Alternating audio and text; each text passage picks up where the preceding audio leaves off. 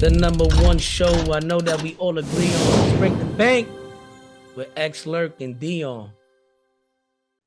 Welcome back to another episode of the Break the Bank podcast. This is your boy Lerk. I'm with the homies X and Deion. Finally, the three of us are back together again. Deion, what's good, bro? How you been? We've been missing you. Chilling, bro. It's like X said, I'm just chilling on my throne as the, reigning champion. We finally making picks this week, so.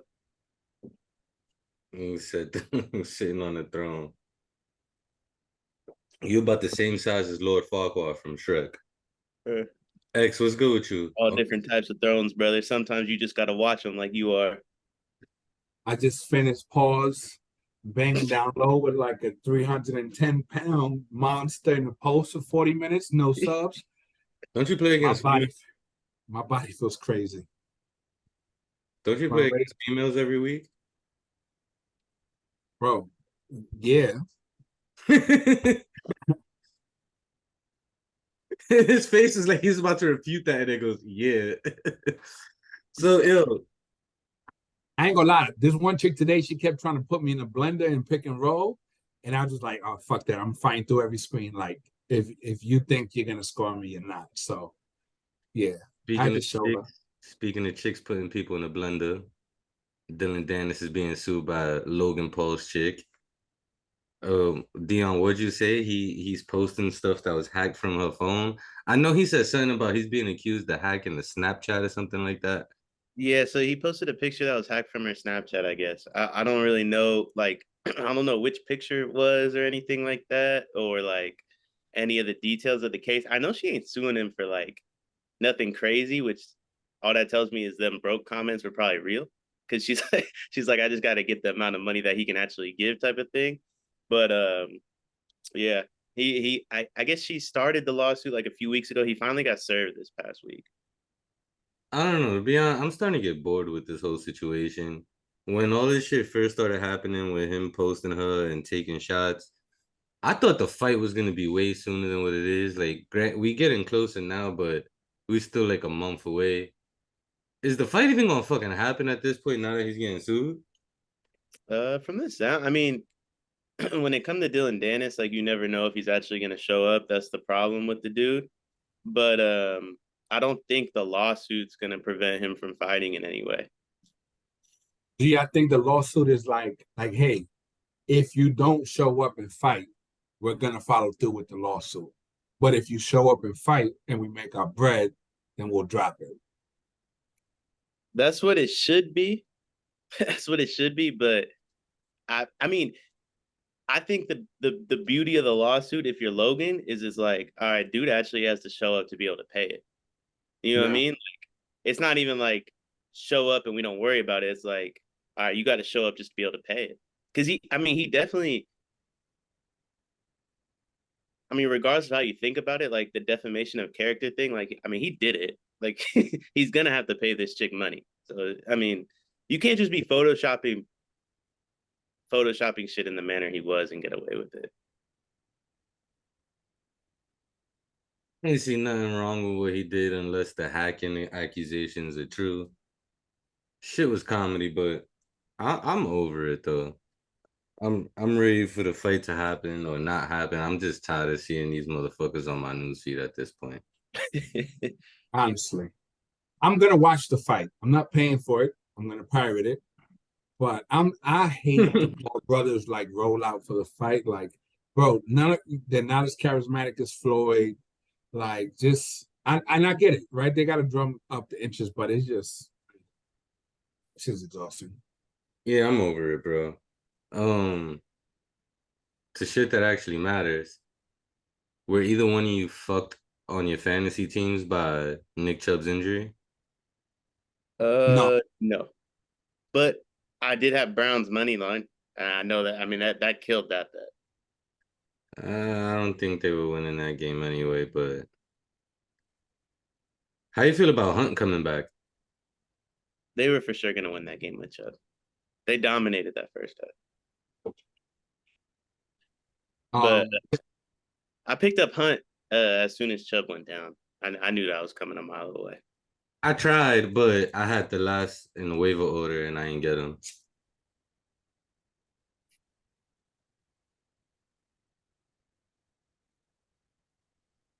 I'm not convinced Ford is going to be the lead back. It's not. He's not. Rappaport What said is there, bro? Outside of that one big play, what did he really do? Before I even thought about going after Hunt, the first thing I did was check on Ford's numbers throughout his career. Disgusting, below average, like 3 yards per carry for his career. He had that one big play against Pittsburgh, but besides that, didn't really do much. But if I can, random. So my first draft, I had the number 2 pick. McCaffrey went 1, and I went to John Robinson at 2, and people thought I was a madman. I feel like, you know what I'm saying, that worked out. But You fantasy feel like ugly that, this you year. feel like that week 2, that Yeah, week said I performance just made want it to. worth I it? just I just want to go back to what Lerk said because I knew Jerome Ford ain't been in the league that long, but I just wasn't sure like how long it's been because he was just at Cincinnati. What's it? This is what, his second year? This is his second year. He had 8 Yeah. carries last year. Don't matter. And he ain't do nothing with those opportunities. Didn't do nothing with those opportunities. He had 8 carries. Lerk's like, that's it, bro. That's all I needed to see. That's all I needed to see. That's all I needed to see. Didn't watch He a do lick nothing with those of opportunities. Cincinnati. You a dub. That's it. Running backs on a short leash.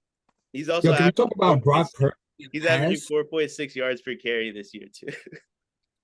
Bro, because he had that big ass fucking explosive play against the Steelers. That was it. But Yeah. what was you saying, X? That Brock Purdy is ass today. He's ass every game. Wasn't you just calling him a top quarterback last week? Make up your mind, John. Quarterbacks are awful. What are you talking about? Quarterbacks are awful. This guy right here. Just because your quarterback's awful doesn't mean I need to sit up here and pretend like my quarterback's good. But is he bro, better? last week you called him a top quarterback. And then when I said something about it, I said he's not a top quarterback. Your response was, we don't know that yet. We don't know that. And Well, now, Lerk, now if you're we can admitting that he's transition. trash every week. I'm saying I think personally, there's nothing Trevor Lawrence has done that Brock Purdy hasn't done. And yet Trevor Lawrence gets deemed a top 10 quarterback. But if you go look at the numbers, Purdy's numbers are honestly better. And the throws Purdy's Trevor Lawrence played like 9 games. You ain't gonna say his numbers are better. Trevor Lawrence played what, like 7 more games? Like, what are you talking about? He's in year 3. I'm talking about last year. You can compare Brock Purdy's 9 games to Trevor Lawrence's 17, and Purdy had up similar numbers. That's my point. There's nothing this dude did that Purdy can't do, and yet Lawrence is like some top 13 quarterback. So if you're gonna call the dudes like Trevor Lawrence, Kirk Cousins, Daniel Jones, etc., top 15 quarterbacks, you have to say the same about Brock Purdy. Okay, if you say so. Can we highlight 2-0 Desmond Ritter? Can we do that? Can we highlight 2-0 Desmond Ritter? You know what I'm saying? And also, can we highlight Anthony Richardson looking like a fucking monster before his concussion? Looking like a monster running back? Sure, we could talk about that. I never said he was Dan Marino with the arm. Nah, but... the man is Lamar Jackson all over again. I ain't gonna lie, Lamar Jackson was balling last week. He was. He had a really good game last week. Yeah, really fucking, and throwing the ball too. I was tight. I don't get, like, I enjoyed Trevor Lawrence stinking it up this year because I'm down on Trevor, but Lamar Jackson shut me the fuck up a little bit this year. You know what I'm saying? Got to see them playoffs though. I mean, it's only 2 games though. We only need 2. We'll see what happens later down the season. But another dude that injury came out this week, another devastating injury, Trevon Diggs, likely out for the season, torn ACL. I mean, we all pretty much feel like he's overrated, but he is a good fucking cornerback. Where do the Cowboys go from here? You still got Gilmore, but you can't afford to take that many L's on defense right now. Bro, with that D-line, we could start at cornerback for the fucking Cowboys. Like, the quarterback has a second and a half throw. You know what I'm saying? Like, so you personally don't feel like this really has an effect on anything? No, I think that D-line played into his strength, which is like, look, you don't have to cover for a long time. So you can afford to take chances and jump routes because you know the quarterback doesn't have all day. But at the same time, if you can get someone who's serviceable in man-to-man and isn't going to get beat consistently off the line of scrimmage, they'll do enough of a job at cornerback to where the defense shouldn't take too big of a step back. Michael Parsons is fucking Lawrence Taylor reincarnated. Like, he's fucking incredible. Yeah, I like Deron Bland a lot, who's going to replace Trevon Diggs too. Obviously, he's no Trevon Diggs, but if Stephon Gilmore can give you 70-80% of what he's given the last couple of years, I think Gilmore can lock up one side, and then you can have Bland on the other side.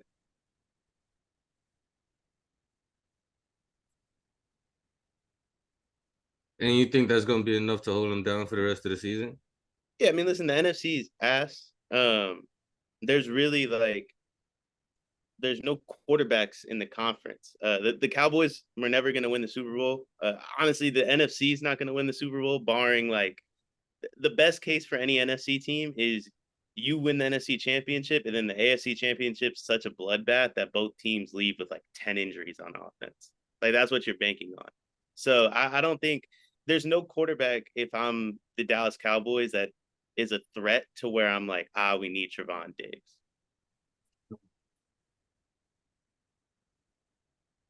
Can't disagree. Nah, I can't really be mad at that at all. Justin Fields. I forgot the reporter's name, but he posted a quote from him at the press conference where he said he's been playing pretty robotic. And the tweet insinuated that he was blaming the coaching staff. But then I saw the full clip of him answering the question. And I don't really feel like he said anything wrong. If anything, whatever he said wrong was a detriment to himself. He pretty much took the fall for playing the way he's played and for the way the Bears offense has looked through the first two games. Because he said that he thinks it's because of coaching, but because the coaching staff is giving him so much information and he hasn't been able to process all of it. And he's thinking too much. So it's not really on the coaching staff. It's on the fact that you can't process this information. And then by the time that you get on the field, you're supposed to be study. And he even said it in the press conference. You study, you prepare all week, and then you go out there and play on Sunday.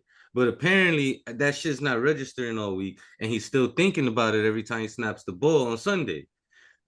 But so many people are painting it like he's coming at the coaching staff. But you see the whole quote, if anything, he's shitting on himself and showing why they should have probably kept that number one pick this year. Bro, he stinks. Let's start there, right? I think in the game, there were 7 straight passes. I think one of them was thrown past the line of scrimmage. They're trying to win in spite of their quarterback. Why? Because when they trust him to go through his reads and his progressions, he fucking stinks. He can't process. So, but who can do that though? Is my question. You said what? Who in the NFL gets through their reads consistently? A young quarterback. I think Tua does a pretty good job. But I understand your point. I just felt the need to answer your question, but I understand your point. I would that goes back to what we were talking about last year with how the lack of coaching and development as far as quarterbacks in college. Yeah, I mean, I think Tua does, but Tua is a lot of first read and then get to your emergency, which I think, in my opinion, that's where Fields lacks. Purdy's the same. Purdy's a one-read quarterback too, right? It's your first read and then the check down. And that's what most young quarterbacks do. And where Fields lacks is the check down or the first read, depending on how you're looking at it. They do 7 straight screens. Literally. But see, the thing is, let's say Tua, right? Or even other quarterbacks. You're right. There's not that many that go, okay, number 1 option, number 2 option, number 3 option. But some quarterbacks, they read the defense pre-snap. And so when the ball is snapped, they know where they're going. So it might look like they're only going to their first read and they're not progressing. But what they're doing is analyzing the defense, knowing what's coming, and be like, okay, I need to get the ball out over there because that's where the mismatch is or that's where the open space is. And I don't feel like Fields has any capacity to read defenses pre-snap. I feel like he goes up there, he snaps the ball, and then he just reacts. And if somebody's not open, he's going to tuck the ball and look to run. But how many times have there, been receivers open, but he doesn't see them because his eyes are not trained to be downfield. He just okay, I don't see anybody open. I'm going to panic, tuck the ball, and run. And it's bro, that shit might be cute sometimes, but when it's 3rd and 9, bro, read the defense, get the fucking ball out of your hands, give him a shot. You know what I'm saying? I think I think the difference there, he insinuated to this. Like I agree with Lerk's point that I don't think he said this in the way most people are, but I think what he's missing is coaching. Like I don't think Tua actually can make those reads any better than Fields can. But Mike McDaniel's a damn genius, Yeah. right? Like he's giving same with Purdy. Like I know Purdy can't make those reads any better than Fields can. But like Shanahan's a damn genius. So he's telling you, hey, this person will be open. And if he isn't, here's your check down based off the coverages they see. And you even see them do that like on a big third down play. They call it dummy play. I mean, y'all know this. They call it dummy play, see what the coverage is, call a timeout, bring you in, and here's the play call. And anytime a Shanahan or a McDaniel does that, it's like 15 yards every time. So I think that's what he's missing. The element he's missing within this coaching staff that he had last year is he's not doing what you said, where it's like one read, I'm gonna take off and run. He's thinking too often. He's trying to go through every read. He needs to stop trying to do that. It's got to be first read, just take off. Like just be yourself. And that's pretty much what he was saying in the press conference. Was he's thinking too much. He's not processing shit as fast as it needs to be processed. And moving forward, he wants to get back to where he's playing more like that and what he's used to doing. I just don't think he's ever, and this isn't a Justin Fields knock. Like I feel this way about every single young quarterback in the league. Tua is a minor exception, and I mean minor, like a minor exception. But I feel this way about Herbert, Lawrence, Burrow don't count. But like take away the big five, like I feel this way about everybody. It's one read, and then it's your check down every time. Some of them might be able to get to a second read. Fields, much like Hurts, much like Purdy, much like all the best quarterbacks in the NFC, best, quote unquote. I use that in quotes. Cannot go through progression. He just can't. So stop trying to make him do that. Call some design runs the way Philly does. Call some deep plays that push a man-to-man defense 20 yards down the field. That way, when that person isn't open, it creates a space down below to where he's able to wiggle around a little bit. But this Bears offense, it reminds me of when Colin Kaepernick was like the Niners quarterback, and Kaepernick has a much better arm than Fields, but Harbaugh tried to turn him into a pocket quarterback. And it's like, you got to just let the guy run. Like that's his game. That's his style. That's what makes him best. And if you're going to take that away from him, like, I don't know, But bro. that's game, but you don't think that's game? Like, look, if you're within a field goal or you're tied or God forbid you're even ahead, then yeah, that offense that you're talking about might work. But if you're down 10 points, that one read and then take off shit it's just you need to be able to throw the ball downfield. And look, I their agree. coaching stinks, right? So it's like a chicken without an egg. I feel like he's not being maximized because the coaching staff is doing a terrible job of fucking calling plays.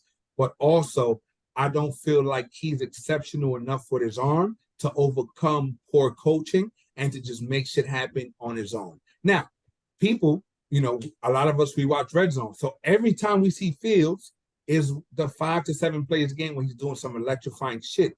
But there's a lot of plays in between where he's just fucking stinked it up. He's running bootlegs and he's not hitting people in stride. He's not allowing the running back to catch the ball and to be able to get yards after catch because he's inaccurate. Like, look at Purdy today. Like, how many throws were just a foot or two off to where that makes the difference between the running back and turn the corner and turn around and go upfield, or whether it allows the defender to come up and make the tackle. Like, he has to be better, and the coaching staff has got awful. So I think it's both. I agree with what you said. Like, you go down 10 points, Justin Fields' style doesn't allow you to come back. The exact same can be said about Lamar Jackson, right? Like, that's exactly why people are like, Lamar Jackson's never going to win a playoff game. The exact same can be said about Brock Purdy. The exact same can be said about Jalen Hurts. The exact same can be said about some of these teams that like the AFC's been beating up on in the Super Bowl a little bit. But like, you just have to call a game to where you don't get down 10. The same way the Ravens do, right? Like, chew the clock. If you're going to be down 10, that means the other team scored every single possession.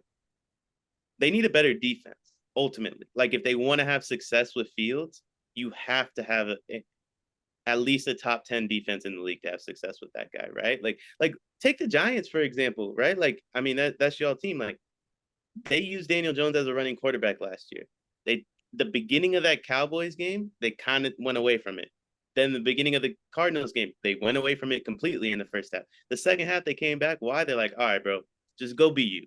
Turned him loose a little bit. Like, you have, at the end of the day, you have to play. It was a lot more than that, but yeah. But he had more rushing yards in the second half of that game than he has the rest of the season combined, right? And even attempts. But he also had like more passing attempts than he did in any game last season. That's And, because in the second half, he had like 200 and something passing yards. But that's because he was running. It opens up the pass. The same way Fields was doing that last year. Like, that is this guy's strength. If you're gonna make those two guys sit in the pocket, much like Lamar, any defense is gonna kill them because their eyes are it's one read eyes. And they still don't have like that great of an offensive line in front of him. And they went out and got like a bunch of number 2s and number 3s to play with him.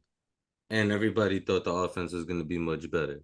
I don't and care. it's also about third downs, right? You got like those quarterbacks, they can move the chains if you put them in manageable third downs, right? But if you're running into a brick wall on first and second down, and now it's 3rd and 8, 3rd and 9, and you're putting those quarterbacks in those positions consistently, that's not what they're set up to do. Now, if it's 3rd and 2, 3rd and 3, now you can use the fact that, yes, he is a running quarterback. And now it's a lot easier to design a game plan that allows you to move the chains. But that just means you got to do a better job on first down. You know what I'm saying? And I think the coaching staffs aren't always putting those type of quarterbacks in the best position to succeed. But that's what I'm saying. Defense, run game. Two things the Bears don't have outside of Fields. Fields is the run game.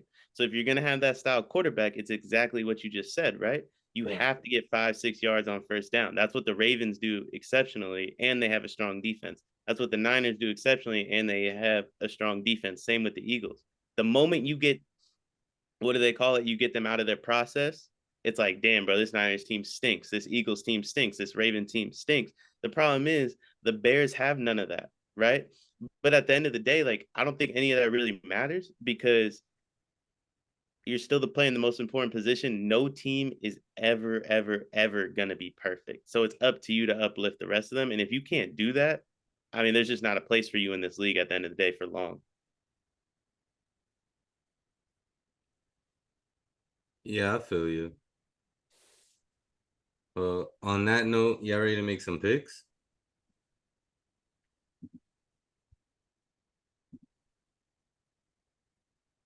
Yes, no? You want anything? Yeah, I'm ready. So what's the format? So we're gonna each get 2 games. We all gonna bring up 2 games. The picks or games can overlap. And Deion said he's gonna all right. So Deion said he's gonna keep these separate. So it's 2 separate standings. One, we just gonna pick 2 games, make 2 to 3 picks each game or whatever, have 4 or 5, maybe 6 at max picks in total. And then 1 lock of the week. Of those picks, or that's a separate? Yeah, you could do whatever. Like if you want to double down, if your lock's one of your picks, like I'm sure most weeks one of my locks is gonna be one of my picks for sure. So we're doing 5 picks or 3 picks? 6 picks and a lock. 6 picks and a lock. Yeah. So 7. Okay. So since we keeping separate standings, we gonna do like, so for the locks, is that like double the points, double the value? Like we going 2 units? Nah, it's just you just get it right. It's a lock. Like it should never not hit. Yeah. Okay. Deion, you the champion, reigning champion. You kick things off. I'm gonna go Colts and Ravens, and my first pick's gonna be Colts +8. Honestly, bro, I think Gardner Minshew's better than Anthony Richardson right now. I understand the excitement around Anthony Richardson, but when he got hurt and they brought Minshew in, I thought the offense moved a little bit better. 8's a lot of points, especially for the fucking Ravens. That's how I felt last. What was that week 1, and they still covered. Yeah, they played the Texans. Yeah, Texans, Colts, damn near the same thing, but the Colts did just beat the Texans. I feel you. I came in second place last year, so I'll take the next pick. I'm gonna go I'm gonna go Stephon Diggs anytime touchdown score against the Washington Commanders at plus Aren't one. you supposed to like pick from the game I chose? Do I have to? I don't know. What wasn't that the whole format you said? We're each gonna pick Oh, two all right. games, So pick picks from those games. I said the picks might overlap, but fuck it. I mean, So we're each gonna make two picks then. I'm gonna take Lamar Jackson over 45 and a half rushing yards at minus 115.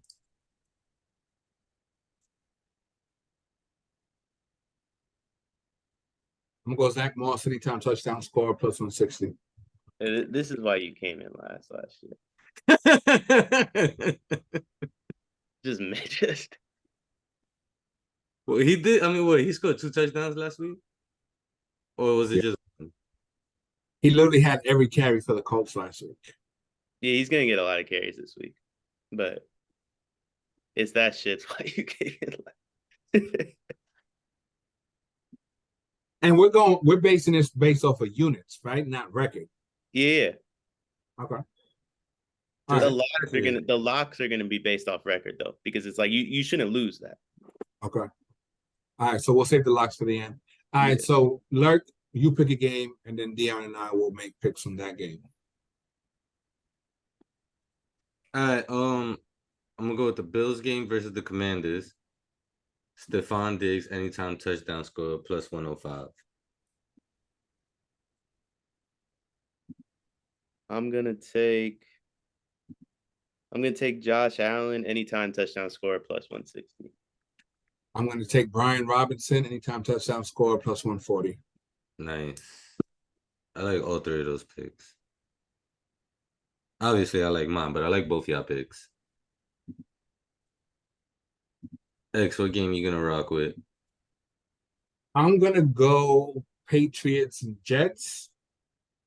And I'm going to go Ramondre anytime touchdown score plus 130. I'm just gonna be boring and take the Pats minus 2.5. That's a must-win game for Belichick. I'm hoping he could keep the streak alive, make it 3 for 3. Garrett Wilson anytime touchdown score plus 210. All right, I'm gonna go with. I'm gonna take the over in Bears Chiefs over 48.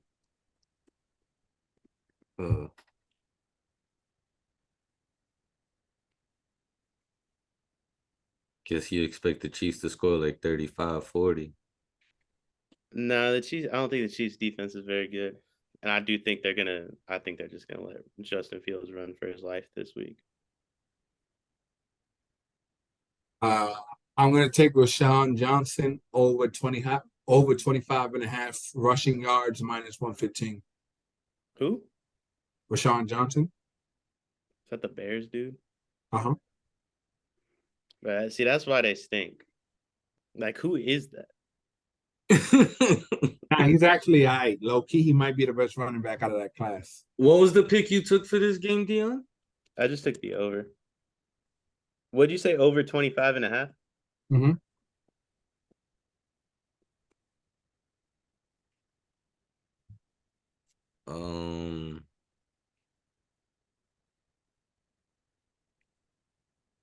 Let me see. What's Kelsey's odds for the touchdown? Ugh, that's nasty. Minus 185. Oh, damn, they don't even got this Rice kid up here.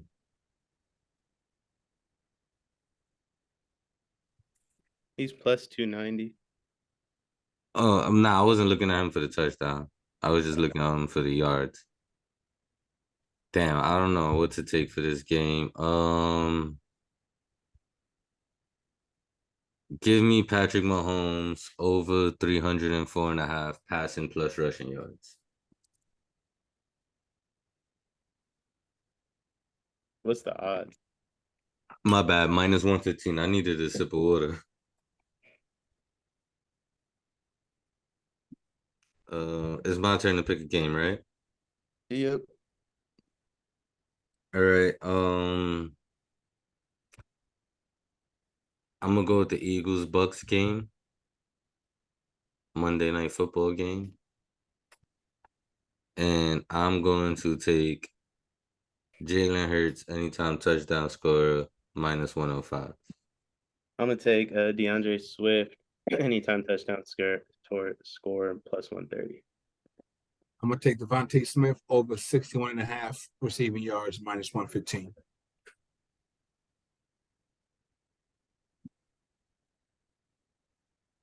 All right, this is the last game before the locks. What you got, X?